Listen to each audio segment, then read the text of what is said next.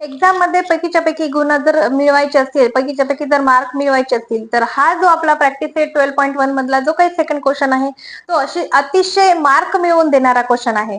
तर आज आपल्याला हा मार्क मिळवून देणारा जो काही क्वेश्चन आहे, तो क्वेश्चन खूप इझी पद्धतीने सॉल्व्ह करायचा आणि 100% याच्यातले जे काही क्वेश्चन्स आहेत ते एक्झाम मध्ये विचारले जातात आणि सोप्या पद्धतीने ते जर आपल्याला सॉल्व्ह करता आले तर तो प्रश्न आपल्याला सोडून द्यायची गरजच उरणार नाही. त्याच्यामुळे या क्वेश्चन मध्ये आउट ऑफ मार्क घेण्यासाठी आजचा हा व्हिडिओ नक्की पहा. चला तर मग कोणताही उशीर न करता मी अनामिका कुरुडे शिवाय कोचिंग क्लासेस मध्ये तुमचं स्वागत करते आणि तुम्हाला मार्क मिळवून देणारा जो क्वेश्चन आहे तो एकदम साध्या आणि सोप्या पद्धतीने शिकवते. तर हा व्हिडिओ पूर्ण पहा आणि मला शेवटी कमेंट मध्ये सांगा की तुम्हाला हा व्हिडिओ कसा वाटला. तर आज आपल्याला काय करायचं आहे, प्रॅक्टिस सेट 12.1 जो आहे त्या 12.1 मधला आपल्याला सेकंड क्वेश्चन जो आहे, जे इक्वेशन दिले त्याची एक्स ची व्हॅल्यू काढायची आहे. ती व्हॅल्यू आज आपल्याला कशी काढायची सोप्या पद्धतीने ते पाहायचे आहे. इथे सुद्धा जास्त स्टेप लागणार नाहीत, कमी स्टेप मध्ये पटकन उत्तर येण्यासाठी आजचा व्हिडिओ खूप महत्वाचा आहे. तर मी पहिलं जे इक्वेशन आहे त्या इक्वेशन मध्ये पी ची व्हॅल्यू आपल्याला काढायची, ती कशी काढायची हे सांगणार आहे.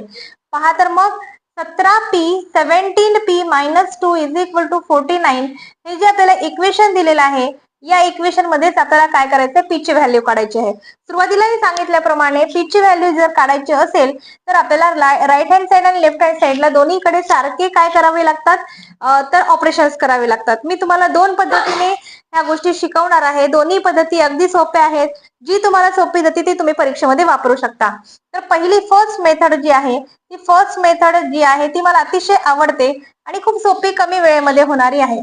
चला तर मग बघा, पहा 17p - 2 = 49 असं ज्या ठिकाणी लिहिलं जातं त्यावेळेस पी काढायचं आहे. पी काढायचं आहे म्हणून मी काय करते, 17p = हा जो -2 आहे तो राईट हँड साइडला नेते आणि मायनसचा प्लस होतो. -2 चा काय झाला, +2 झाला. 17p = बघा 49, 50 आणि 51 म्हणजेच काय झालेलं आहे, आपला आन्सर बेरीज मध्ये आलाय. आणि आपल्याला माहितीये की जो काही व्हेरिएबल मल्टिप्लाय सोबत म्हणजे एखाद्या नंबर सोबत मल्टिप्लाय असेल तर तो राईट हँड साइडला जाऊन डिवाइड होतो. म्हणून p = 51 / 17 असं काढायचं आहे आपल्याला. तर 17 नी 51 ला काय करा, डिवाइड करा. 17 × 17 = 51 म्हणजे 17 3 जा 51 अशा पद्धतीने आपली पी ची व्हॅल्यू आपल्याला निघालेली आहे. अगदी सोप्या पद्धतीने फक्त 3 स्टेप वापरल्यात. म्हणजेच काय केलंय आपण या ठिकाणी, जो -2 होता तो राईट हँड साइडला नेला, +2 केला, 51 झाला. 51 म्हणजे 17 ने त्याला 17 ने त्याला डिवाइड केलं, p = 3 आला. अगदी सोप्या पद्धतीने फक्त 3 स्टेप मध्ये आपल्याला न चुकता, याच्यामध्ये काहीच चूक होणार नाही एवढं आपल्याला माहित पाहिजे की मायनस आलं की ते प्लस करायचं आहे. या पद्धतीने पी ची व्हॅल्यू काढली. आणि जी सेकंड स्टेप आहे ही झाली स्टेप फर्स्ट. सेकंड स्टेप जी आहे ती सेकंड स्टेप आहे ती बुक मध्ये सुद्धा आहे. तर ती कशी आहे ते पहा. हेच जे काही एक्झाम्पल आहे ते मी दोन्ही स्टेपनी करून दाखवणार, बाकीचे सगळे जे आहेत ते एकाच स्टेपनी करून दाखवणार आहे. 17p - 2 = 49. बघा या ठिकाणी 17p - 2 याच्यामध्ये जो काही -2 आहे दोन्ही साइडला सेम ऑपरेशन करायचं. इथं +2 करायचा = 49, इथं सुद्धा +2 करायचा. 17p हा -2 + 2 म्हणजेच काय होतो, 0 होतो आणि इथं 51 होऊन जातं. 17p = 51, p = 51 / 17 = 3. therefore p = 3 म्हणजे इथं सुद्धा आपला आन्सर आलेला आहे. पण फक्त इथं एक स्टेप वाढते. दोन्ही साइडला सेम ऑपरेशन करण्यासाठी आपण ही मधली स्टेप घेतलेली आहे जी बुकची आहे.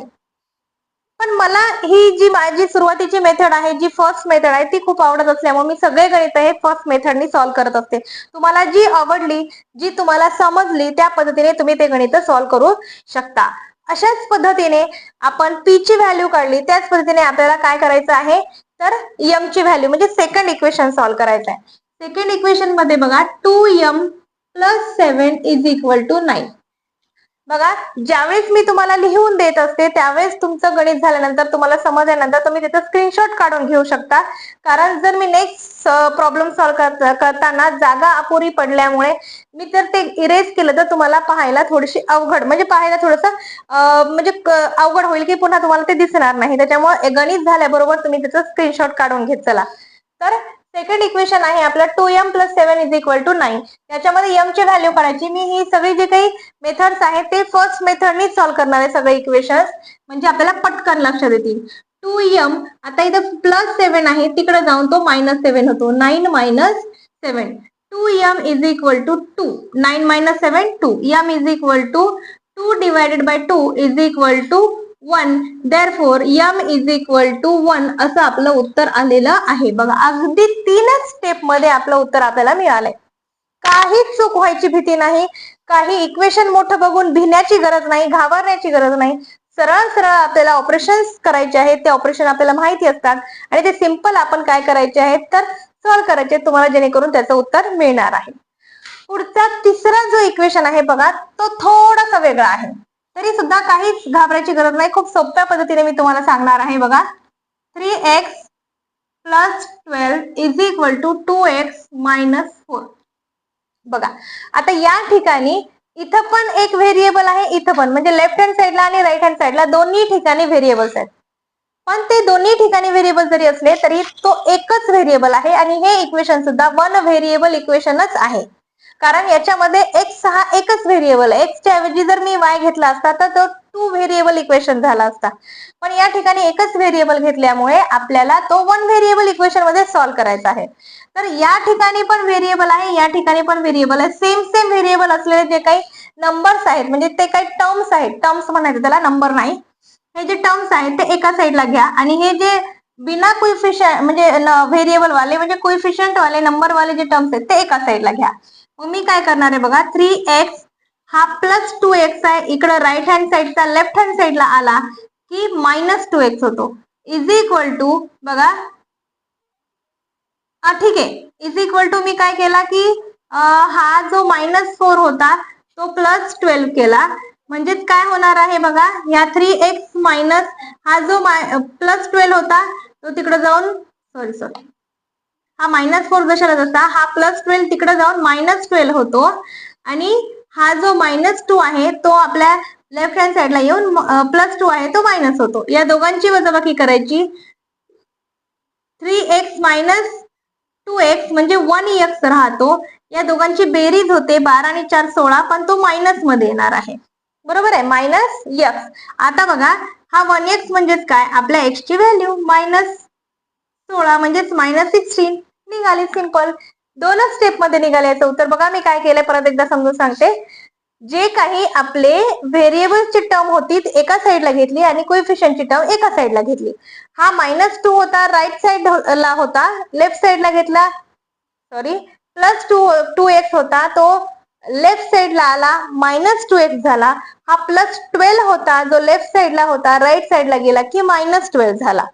म्हणजे ज्या ठिकाणी असतानाचे जे व्हेरिएबल असतात त्या व्हेरिएबलचे जे काही साईन असतात ते अपोजिट साईन होतात ज्यावेळेस ते त्यांची जागा सोडतात.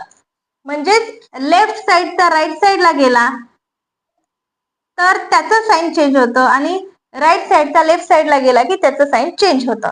मग सरळ सरळ 2x इकडे घेतला, प्लसचा मायनस झाला, त्याचं उत्तर आलं x.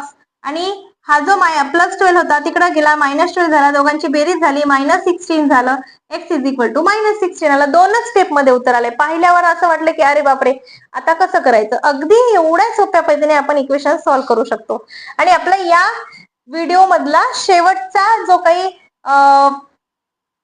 काय म्हणतात त्याला इक्वेशन आहे ते इक्वेशन बघा, 9x/8 + 1 = 10. आता हे सुद्धा पाहिल्या तुम्हाला असं वाटेल की आता कसं सोडवायचं, तर हे सुद्धा अगदी सोप्या पद्धतीने सोडवायचं आहे. बघा, या ठिकाणी आपल्याला काय करायचं आहे, या पूर्ण इक्वेशनला 8 नी मल्टिप्लाय करायचं. जर मी 8 × 9x/8 + 8 × 1 = 10 × 8 असं पूर्ण इक्वेशनला मल्टिप्लाय बाय 8 केलेला आहे. बरोबर आहे. मी काय केलंय, ठीक आहे, मी आधी वरती हे लिहिते आणि मग खाली ते लिहिते. Multiply 8 by equation. या इक्वेशनला आपण काय केलं, पूर्ण मल्टिप्लाय केलेलं आहे 8 ने. नंतर आपण काय करूया, 8 into 9x/8 plus 8 into 1 is equal to 10 into 8. मग हा 8 आणि हा 8 डिवाइड मध्ये कॅन्सल होतो. 8 1 8 8 1 8 कॅन्सल. मग काय उरणार आहे, 9x plus 8 is equal to 80. अशा पद्धतीचं आपल्याला काय मिळणार आहे, ते इक्वेशन मिळणार आहे. मग यालाच आपण अगदी सोप्या पद्धतीने सॉल्व्ह करू शकतो. 9x इज इक्वल टू हा प्लस 8 आहे, त्या साईडला गेला -8 होतो. -8 9x is equal to 80 minus 8 जर केला तर 72 आन्सर येतं. x इज इक्वल टू 9 हा मल्टिप्लाय मध्ये आहे, तिकडं गेला तर 72/9. x इज इक्वल टू बघा 9 8 जा 72 म्हणजे आपलं जे आन्सर आलेलं आहे ते आन्सर आहे 8. अशा पद्धतीने आपलं जे शेवटचं या व्हिडिओतलं शेवटचं इक्वेशन होतं त्याचं सुद्धा आन्सर आलं x इज इक्वल टू 8. अशा पद्धतीने आपण एवढ्या सोप्या पद्धतीने सगळ्या इक्वेशनचे आपण व्हॅल्यूज काढलेले आहेत. असेच सोपे व्हॅल्यू काढणारे जर व्हिडिओ तुम्हाला पाहायचे असतील तर माझ्या व्हिडिओला लाईक करा, कमेंट करा, शेअर करा आणि मला कमेंटमध्ये सांगा की तुम्हाला हा व्हिडिओ कसा वाटला.